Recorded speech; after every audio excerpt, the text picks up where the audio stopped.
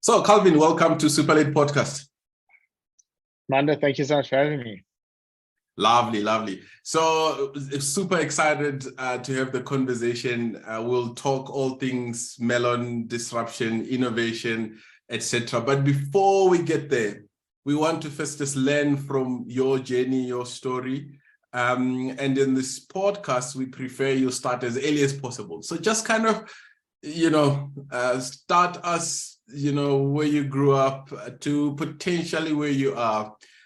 Today, you'll pick one or two, three things that are worth highlighting, but you have a fantastic journey, which we are keen to hear. Cool. Yeah, man, interesting. I was born in Zimbabwe. So I was there until I was 13. Okay. Interesting, I grew up on a farm in the middle of nowhere. Primary school was my mother teaching us with all the farm workers' kids. So it was an interesting, I grew up a very simple life, So up until 13, I really lived a simple life. There were 15 or 20 of us, best mates, like working on the farm, living on the farm. And that's kind of the upbringing. And then my parents realized that there is at some stage I needed decent schooling, and we moved out of Zimbabwe, and then I went to Pretoria Boys High. Okay. So that was a massive culture shock for me. I mean, I went from knowing few people, living on farms, shooting things, and like very, very basic, simple life to city life. Guys who'd been in the city for a long time. So I must admit, for the first 2 years, I really struggled just to adapt, really. I would go back, like every chance I had, I'd go back to the farm and sort of back to the life I knew. But, quickly in that space, fascinated by technology. And I think that was sort of where the bug bit, if that's the right wording. And, I'm the only person in my family who's still not farming. So the rest of my family are still farmers in some form or other. I've completely broken the mold and gone in a different direction. But I absolutely loved it. I mean, the technology. But it looks like you're farming something else if I look at your background. I've stuck to farming as a baseline, even my name. And so that was that's how it started. And I just remember that, the whole technology and computers, I would spend hours and hours in the computer science classroom, learning how to program and so on and so forth. And I took computer science as additional subjects in matric, because I really wanted to understand this, and I thought that there was a career path for me based out of that.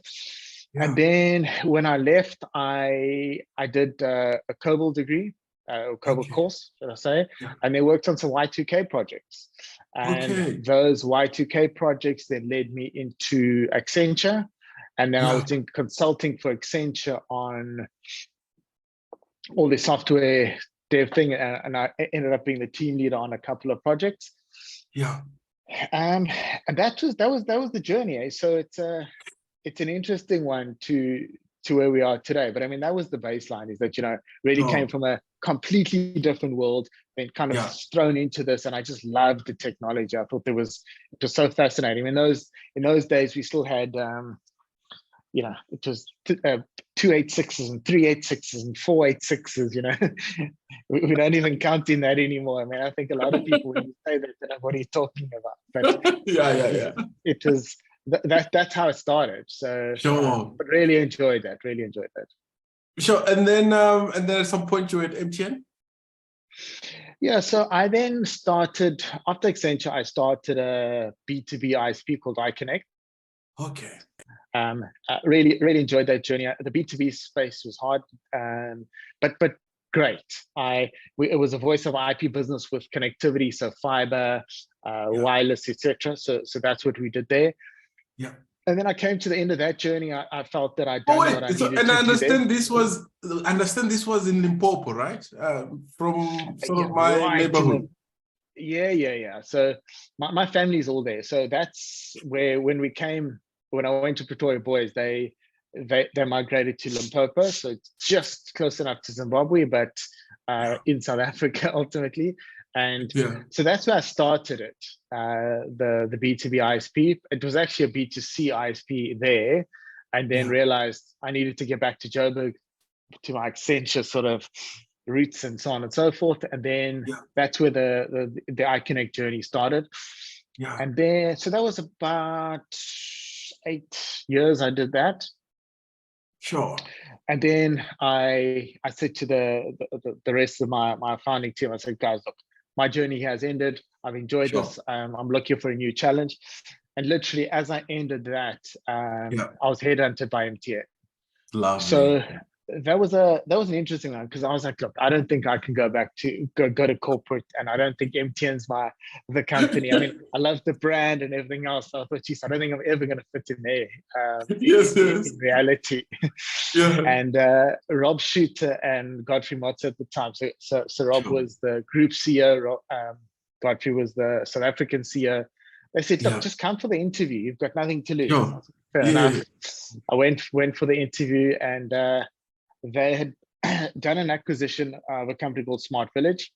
That had 3 CEOs in there before, and was sort of at a loss in terms of what the next steps to do with this acquisition was. And they said, could I turn it around and take it in a direction for MTN? I was like, look, this is actually a challenge. It sounds interesting. So I said, sure, I'm up for it. Let's do it. So one of the things was I said, I want to rebrand this thing. I think I knew enough about it to realize that it had quite a tarnished name, and we needed to fix that. And we launched that, the new brand of Supersonic on the 3rd of September 2018. And at the time, it's like you can't forget the date. No, you don't forget dates like that. And we, at the time, Smart Village was the worst ISP according to my broadband rankings in South Africa. And within the same time next year, we were the number 1 ISP in South Africa, and we won the My Broadband prize in 2019 for the number 1 ISP in South Africa. So it was a really great story, and that was a really fun ride up until then. Lovely. So I mean, so maybe some lessons we can draw from a quick turnaround like that. What worked? You don't just take the last performer to be number 1 in 12 months. What can some of our listeners learn from your turnaround journey? It's the basics, absolutely the basics. And the basics for me always is the people, right? So I think if your people are disengaged, if your people don't buy into the journey, they don't buy into the story, they don't buy into the product, you're absolutely dead. So we had more than 70% of the staff were contractors and had been contractors for 3 to 4 years. So they were completely disengaged. They didn't know where they're going to be there next week, or next month, next year, what were their chances. Also quite a toxic culture. So the first thing I did was walk in there, and I actually had to get rid of a couple of people. So the guys just bringing down that toxic culture, who just didn't want to be there, et cetera, et cetera. So got rid of the bad apples, and then just started to say who's in, who's out. And the guys who wanted out, that was the second phase.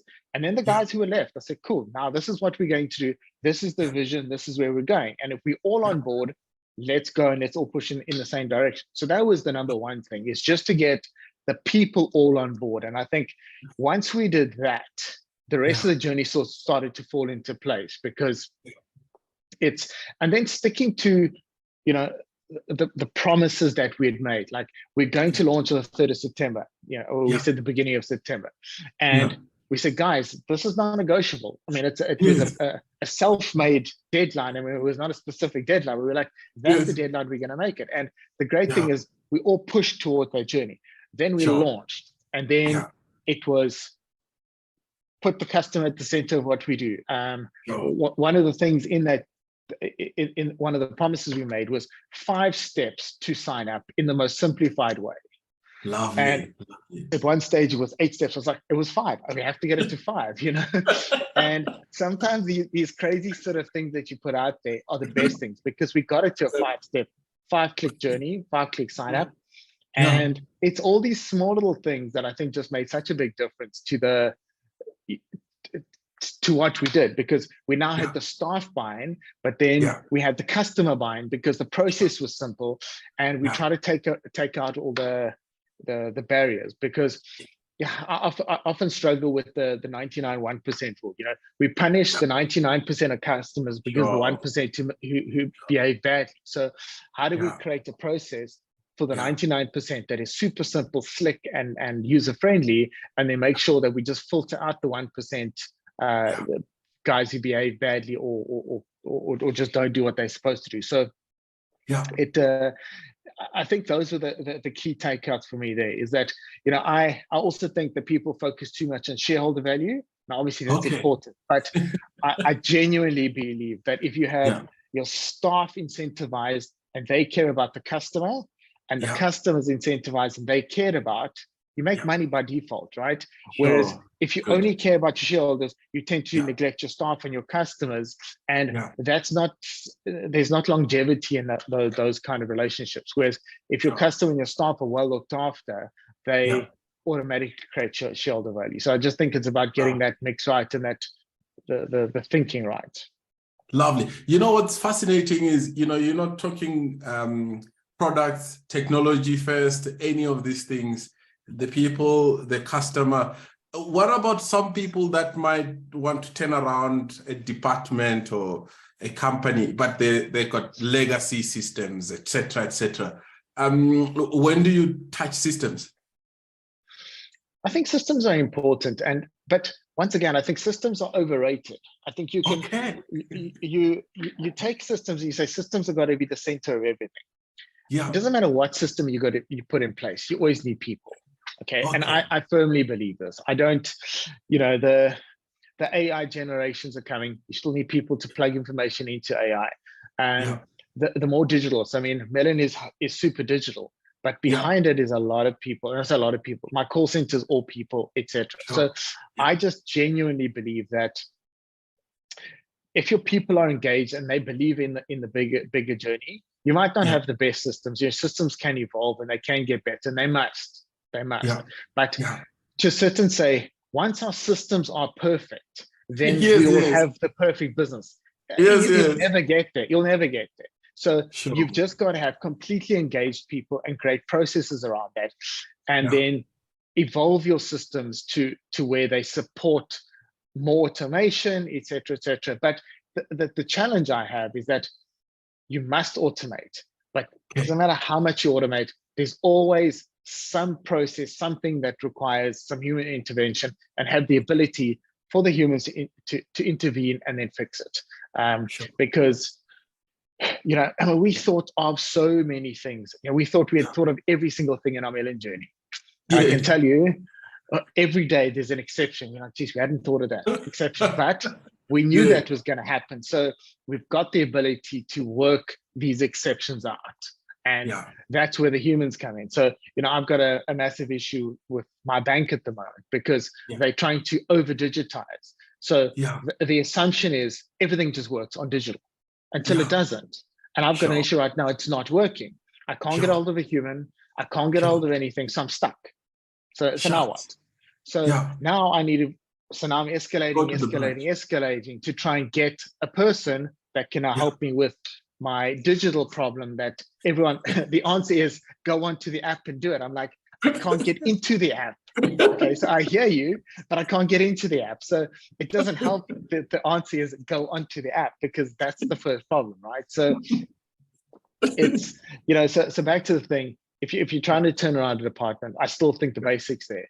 Make sure that you got the right people, you've got direction for those people, and then the systems will evolve, or they must evolve.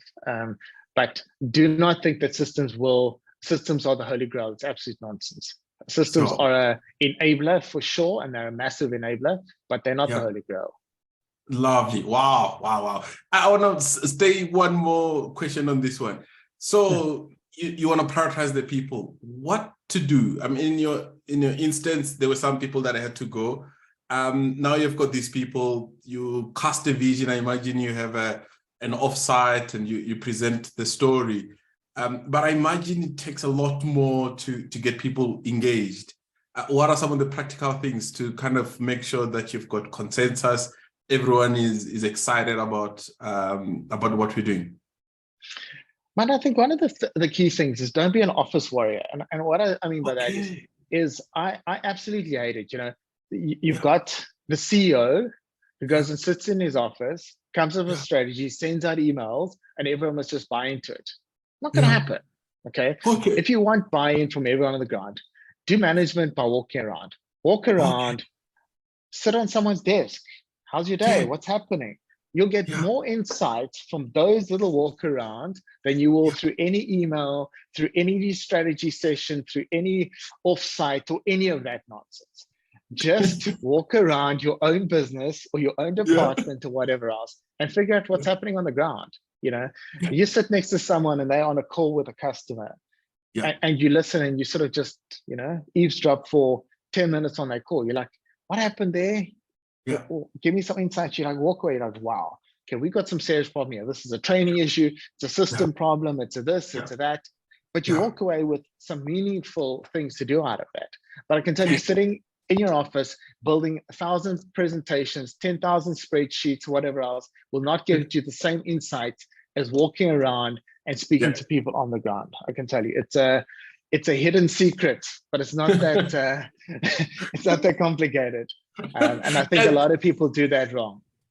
And some people listening to us, they probably have 2 meetings that they're trying to figure out which one to go to. So how will one deal with just the culture where there's just way too many meetings that I imagine then force you to not only be like an office warrior, but a conference room warrior if you do it? Yeah, I think meetings are the bane of all evil. I think you have to try and limit meetings. And you know, there's I think a 30-minute rule in terms of meetings is great if you can get it right. And then like aggressively look at the meetings and what they for. You know, we set up meetings for meetings and a strategy for a strategy and a this for a that. But what is required, which are important. But I think at the end of the day, make time for your staff on the ground, because it's the insights that you'll get from your staff, and especially, you know, your ground level staff. You know, your middle management, you'll speak to a lot, right? Your direct reports a whole lot, but the guys on the ground, normally nothing. But those are the guys who deal with the customer every day, who deal with the frustrations every day, who deal with all those challenges. Make time for them as often as possible and as informally as possible, because we often try and formalize those things and you know, have a one-on-one, and then everyone sits there too scared to talk, and there's nothing real. Whereas you know, just walking around, looking at things, gaining insights that way, I think is some of the most sort of powerful ways of gaining insights without overthinking or overcomplicating it. But meetings are hard, and they're a necessary evil. But I think that you've got to manage your time and don't neglect the guys on the ground. Stunning insights. So and then you had a journey at Supersonic, and now we are at Melon. Just kind of give me the background. You know, when people hear Melon, what should they think about? Why are we here? So while we were at MTN and Supersonic, you know, one of the things I saw there was that, you know, we're talking systems again, but the customer is not the center. And I think I was getting frustrated because I was like, why is the customer? We can do things so much better, so much better. And it just seemed that there wasn't the political will to do it. And I was like, this is something I want to go and champion and change. And we went out and we built Melon. Now the aim here is it's digital telco. So basically we've got no stores. no physical infrastructure, and you can build it either your entire package off the app or website. We have no set packages, so that we've got little sliders. So you say, look, I need 5 gigs and 50 minutes and 50 SMSs, or I need 10 gigs or whatever else. You completely build those packages as and how you want. So that's a major differentiator. So, and then it's month to month. So this month you require 5 gigs, next month is 10 gigs, next month is 2 gigs, whatever else. You change it as you want. So it's the benefit of a contract without being in a contract, because it's month to month. You've got the pricing that is contract based. So it's kind of, it's contract but being a prepaid. We're somewhere in the middle.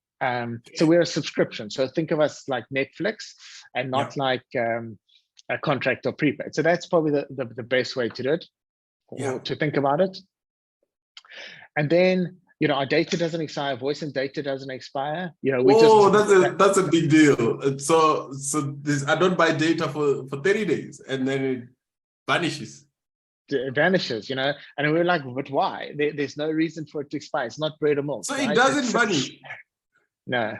So as long as you've got a subscription with us, an active subscription, then it doesn't expire. So as long as you're a valid customer, it doesn't expire. And I think it's what we're trying to do is change user behavior. Now, it's not going to happen overnight, and users have operated in a specific way. You know, we can already see some of our customers, you know, we tell them the data doesn't expire, but they're still buying 1 gig bundles, 1 gig, I mean, a customer bought 16 or 17 1 gigs. You're like, you know, you can just buy 120 gig, which is half the price, and it won't expire. But the behavior, there's no trust, etc. So those are things that have to be built over time, and yeah, they certainly don't happen overnight. Okay, so we'll go to the basics here. So Melon is an MVNO, you know, backed by MTN. Do you want to just sort of expand that for our listeners? Sure. So yeah, we run on the back of MTN's network, which is obviously great. We wanted to make sure we had a good network partner.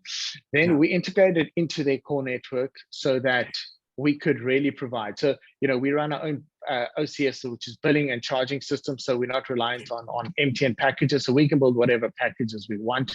We can slice and dice the data however we want. So those are really important bits. And then right up the value chain, right through to our billing engine, our app, etc., all built ourselves. So, you know, we're using MTN's network and infrastructure, which is fantastic. And then everything up from there is ours. And that's, I think, a big differentiator. And then I think back to one of the questions earlier. So our entire call center infrastructure is run on chat.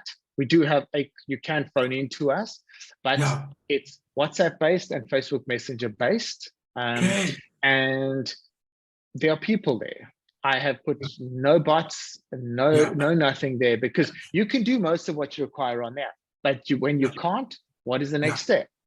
Go onto WhatsApp and have a chat to us.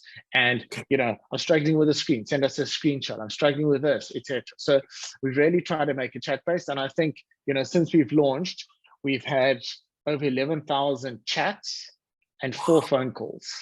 Okay, so, you know, so people don't want to phone. All right, it was a view that I've always had, is that who actually wants to phone your telco and have a sit and listen to elevator music? I don't think anybody, and it's proven that. So, you know, it's really been great, and the support we're getting and the feedback we're getting on the product is great, because I think what we've done is taken a lot of the pain points and really fixed them. So, you know, if you get our SIM from the second you have our SIM to be fully activated is 5 minutes. 5 minutes. 5 minutes. So you can self-recall on the app, you can build your plan, you pay, and you're up and running, and then port the same day. So porting was a process that we focused on heavily, because it's a big it's a big reason people won't switch. So we made sure it's a one-click switch porting. It says, do you want to port? Yes. you put your alt SIM in, you wait for the donor network to send you the confirmation, you reply and you say yes, send the OTP off. And then that night at 7:30, you report it and you're on our network. So it's same day porting. So there's a hell of a lot of work that happens in that background in terms of automation to make sure that that port stays on track. But we've really tried to simplify that. So, you can move 5 minutes, you're up and running, and same day you can be fully ported across to us.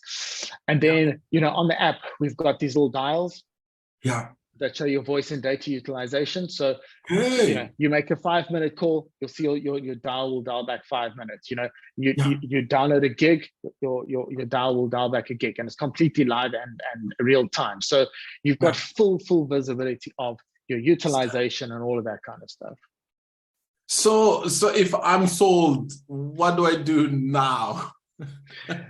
Go into either the Apple Store or your Google Play Store, search for Melon Mobile, download the app, and off you go. Simple as that. And it will sort out everything, all my telco needs. I'm making phone calls, I've got my data, I can do international roaming and everything else that we look for. Yeah, all of that. And we've got 5G as well. So a lot of people ask that question, do we have 5G? Absolutely, 5G is enabled. So you've got all the benefits of being on MTN's network. So there's no features on MTN's network that we did not pull through. Lovely. And I don't need to sign any contracts, but I can still get this subscription, and I won't have to stop in the middle of a call and to say I need now to go buy airtime and scratch and all the rest of it. You push the plus button on the app and you do a recharge if you're running out of data, and you can see it. So now, what prevents the rest of the telcos from copying and pasting what you've just done? I think, Manda, there's the one thing is, how do I phrase this carefully? I think the reality is they're big ships, and do they necessarily want to change, right? The big telcos make a lot of money off breakage. So right now you've got a contract, you've got 5 gigs, 1,000 minutes and 500 SMSs. You won't send one SMS, you might make half those amount of calls and use half your data. You were overseas now for a few months, you didn't use any of that stuff, but you still paid for it. It expired every month, etc. So there's not a lot of incentive for the change. And a lot of people ask what's a target market. So it's not the top end. The top end is they don't care about the cost. They're not cost conscious. It's all about service, right? Okay. The bottom end doesn't care about service. They just care about the cost. The cheapest gig, the cheapest minute. We're looking for the middle. We want the guys in the middle who care about cost and they care about service. So that's where we fit in. And I think that part of the demographic, LSMs, whatever, has been neglected. So your typical middle class consumer out there has been neglected. So we offer both the customer service and the pricing aspect. So we offer great value, and we do save you money, and we provide you amazing service. So I think we really fit the middle class well, and that's the target market that we're going for. Lovely. So you spoke about how the big telcos are making money out of breakage and all other elements. So what are the unit economics then for Melon? If you sort of forego some of these sort of lucrative revenue streams, if it were, how do we make money here? So if we can change, behavior, and I can say to you, Manda, use those 10 gigs and buy the 10 gigs and use them. So don't be scared. Don't sit and, geez, I'm worried about this gig and when is it going to expire and how much have I used and all these kind of things. When you start to say, well, let me buy that 10 gigs, or let me buy the 50 gigs, and because it's so much cheaper to buy 50 gigs and I use it over 6 months as an example, and start to change that behavior, our economics. So by default, our ARPUs are going to go up, your utilization is going to go up, and the lifetime value of those customers will increase because you're going to stay with us because our data doesn't expire, our pricing's right, and that's what we're trying to do. I think in South Africa, there's so many guys who just don't get to use the internet for what it was built for because of the cost of data. So if we can say, I mean, you take someone who can't afford university.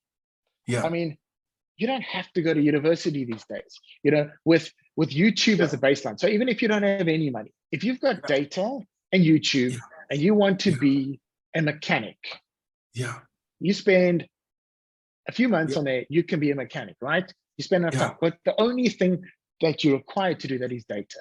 So how can we say change your behavior, make data cheap enough that you say, cool, I can actually spend 2 hours a day going to learn to be a mechanic or a plumber or whatever else. And I mean, of course, there are thousands, and you go into Udemy, which there are lots and lots of free courses on Udemy as well. All these things where you can get courses. So, if education is a massive problem, we know it is in our country, especially, tertiary and up, you've got the ability, but it requires one thing, and that's the internet. So it's trying to change behavior, because while we are data scarce and living in a data scarce mentality and world, you're not going to go and do those things. Whereas when you say, look, I've got access to this data, I can see how much I'm using, I can say, I'm going to use a gig a day, and that's my allowance. You watch those little dials and they dial back a gig. It's okay, that's my allowance for the day.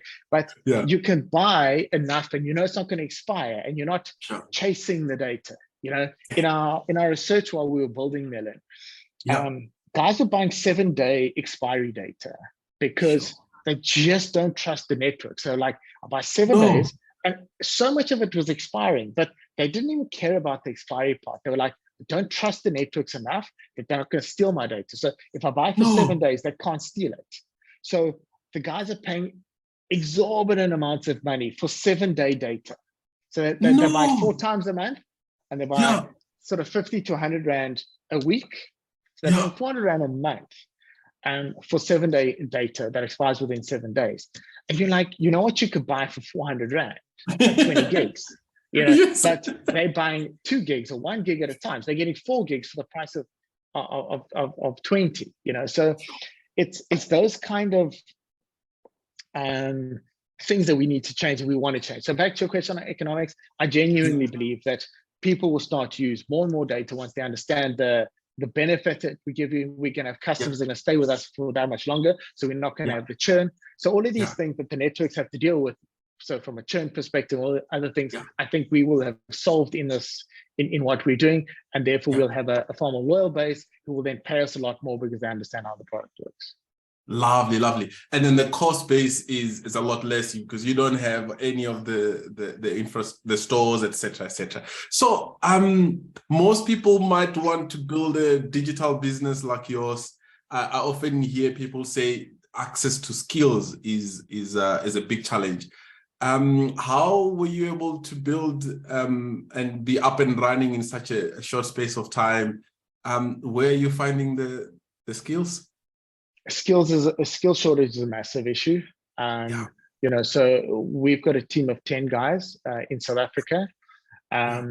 And then we had to find international skills. And it's interesting because in South Africa, all the telcos have got the major skills, right? So they're all at the big telcos. And they paid exorbitantly, to be honest, and we couldn't afford them. So we literally looked all over the world. So we've got teams in Israel, in Bulgaria, in Portugal, Cyprus, India, Singapore, so all over the world that are helping us, and they're smart guys. And so I think you've got to find partners out there, and it's fit for purpose, and we found different skills in different countries, and it's initially it's hard, but I think COVID changed that. I think if you'd asked me to build this pre-COVID, I would have said, geez, you're mad. I can't, we need the skills in my office right here. And then post-COVID, you're like, no, we can actually look overseas. So our mindset completely shifted post-COVID, and we built this business with a post-COVID mindset where the guys don't have to be in the office. We can work remotely, and everything was configured remotely. I mean, I flew a couple of the guys out here when we launched. But it was the first time they were in South Africa physically. I mean, most of the team have never been here. They don't need to be here. So it's absolutely possible. And I think that it goes back to my initial thing, is that we've got the people, we've got the will, they just don't have the skills. And it's a long-term vision of mine, is to how do we get the cross-skilling of the youth into the digital segments that we require, because it's a missing, there's an abyss of, there's a will, they're just not trained, and there's a skill shortage. But we shouldn't have a skill shortage, because we got lots of amazing humans out there, but they're just not trained in the right skill sets that we require. So it's that's a long-term challenge, and I don't have all the answers to it, but that's a fix that if we can get right to South Africans, will make a massive difference. Wow. So I mean, when you speak of the many people from different countries, where does someone start to go find, do you just like, do you put up a job spec and somehow someone in Singapore will show up? How are you structuring this? How are you managing these teams, if you do it? Look, you start at the beginning. I mean, I know this sounds ridiculous, but just start. I mean, we had no idea. I mean, if you ask me now how we'd end up here, I would have been like, geez, there's no way we would have ended up this way. So it was, we were looking for software vendors out there and software partners. And that's kind of how it started. So it literally, we just went out and said, where can we find the talent? Where can we find the skill? Who's got platforms? Who doesn't have platforms? I think that was really hard for me, because what we were trying to build is unique. So you don't go out there and, pull the product off the shelf. It doesn't exist. So we literally had to go and build it from scratch and try and find the skills there. But mind you, there's no straight answer on this, because it literally it evolved. So you kind of start here, and the guys are like, look, we know a really good company in Singapore. And the guy says, well, we know a really good agency here.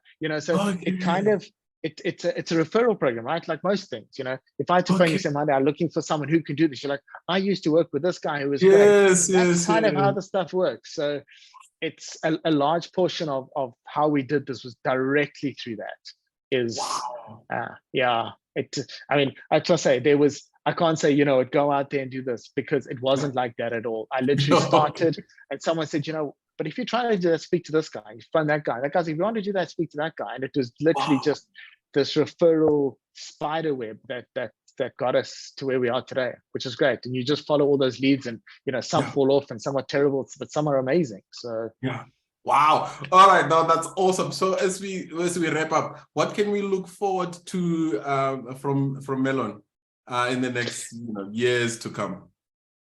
So I think the first months, let's hope months, where eSIM's the first one. So we want to launch full eSIM and have all the packages. So, we're digital telco, and our biggest challenge right now is SIM distribution. So we completely get rid of that challenge. And look, we'll never get rid of physical SIMs for a long time, but if we can at least focus on the eSIM as our next proposition, and then family plans are also followed straight after that, because the one thing I have a problem with, so I mean, I've got a small family, wife, 2 kids, and okay, my wife's on Melon, but she wasn't, so she was on another contract. My kids got iPads, they want to, and I was like, I wouldn't even know what contracts they're on. I'm just paying this debit order. I don't know whether they use the data, whether they don't use the data, whether they got minutes or whatever else. It's just, and I think it's very typical. And so the family plan construct was, I built the package and I said, I need 4 SIM cards, 5 SIM cards, 1 for my iPad, one for my wife, 2 for the kids' iPads or something like that. And I give them each 2 gigs of data. I give my iPad 2 gigs of data, I give my wife 10 gigs of data, whatever else. And that's the construct behind the family plan. And then what came out of that was Melon Business. So we're going to launch that at the same time as family plans is SMEs, a product for SMEs, exactly the same construct. So think a typical SME wants to go out there, wants to give phones to their drivers, etc. But now they need to take 50 contracts. And that is the biggest pain. They're wasting data. They can't manage these contracts and so on and so forth. So we're saying exactly the same construct. I mean, go on, buy a terabyte of data and distribute it to all the different drivers or salespeople or whatever else. And you can, on a dashboard, see who's utilizing what, give them more, give them less, etc. So just really giving the control back. So we're sticking to our baseline. Nothing's going to change from our core offering. It's just expanding on the digital sort of nature of what we're trying to do. Lovely. Does this launch tomorrow? No, we're hoping for October. We're hoping for October. That's our, you know, the self, or what did I say at the beginning? Yeah, one of those, 3 September. Yeah, this is 1 October. I'm hoping we can stick to it. I think my guys are cursing me every time I say it, but it's a self-proclaimed a line in the sand. Lovely. So we asked our guests these last 2 questions. One is if you could give our listeners a challenge, and the second one is if you could recommend a book or a website, preferably a book, so I can add to my bookshelf. Challenge and then a book recommendation. I think a challenge for me would be, I think entrepreneurship is hard, and if money is your guiding principle or the reason you're doing it, I think there's a good chance of failure, because you should never do it for the money. Okay, you should always have a higher purpose and a reason to do it, because you've got a higher purpose that'll drive you. I mean, money is great, and we all need money, and it certainly makes our lives easier. But if you're only doing it for the money, I think it makes the journey that much harder. Whereas if you're doing it for a higher purpose and a reason, so my challenge out there is try not do it for the money. Find a reason to do it outside of just the money, because that makes the goal that much more worth it at the end of the day. Lovely. Love the challenge. Love the challenge. And now a book recommendation or an app or look, in terms of books, the Nike story is Shoe Dog. I think that it's an interesting one. I mean, initially I didn't think of reading, and a couple of people said I must read it, and it is a really amazing story. And there's some interesting things in there that I think a lot of entrepreneurs can take out of there. You know, the Michael Jordan story, and the Nike sneakers and the fines and stuff like that. I think there's a lot of cool things you can get out of those stories and analogies. Lovely. Calvin, thanks a million. This was absolutely awesome. And you've so nice seeing you again. Good to see you. You've sold me. You've sold me, Melon. And and I hope our listeners can go out there and get their Sims as well. Awesome. Manda, nice seeing you again. Good to see you, and all the best.